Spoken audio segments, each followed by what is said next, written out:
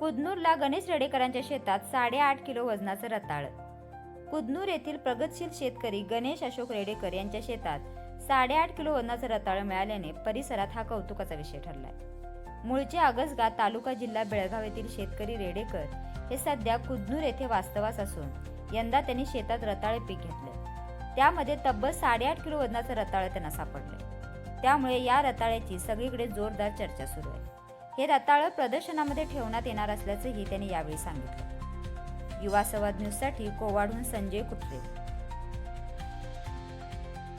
नमस्ते, मी गणेश अशोक रेडेकर बोलत आहे। मूळगाव आगसगा, राहणार सध्या कुदनूर। हा आपल्या शेतामध्ये रताळ्याचं पीक घेतलेलं आहे साईडला, ऊसाच्या साईडला, आणि याला आम्ही शेणखत आणि आपलं सेंद्रिय खत वापरलेलं आहे, दुसरं काही वापरलेलं नाही।